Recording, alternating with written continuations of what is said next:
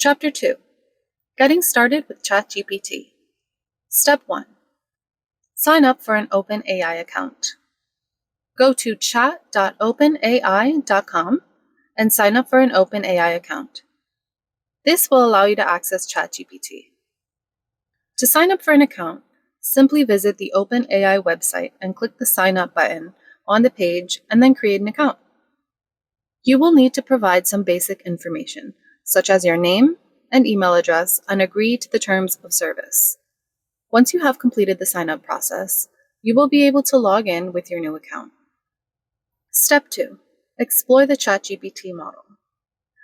Once you have logged in to the chat.openai.com, you will be able to explore the ChatGPT model by typing a prompt into the input field and clicking the Send button. The ChatGPT will then generate a response based on your prompt. You can experiment with different prompts and settings to see how ChatGPT responds. For example, you can try to specify different lengths and tones to see how it affects the randomness and creativity of the generated text. Step 3. Optional. Choosing your GPT model. Paid accounts only.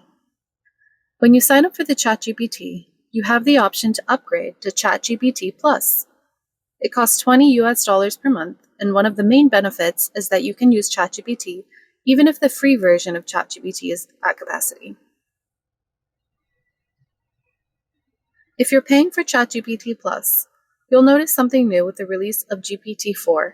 At the top of the page, you'll see a drop-down box where you'll be able to choose from different models. For the best results, you should choose GPT-4, bearing in mind that it'll be a bit slower and it has messaging limit 25 messages per 3 hours. Step 4. ChatGPT in action. The image below shows me asking the prompt, "Tell me 7 interesting facts about you." This is the ChatGPT screen.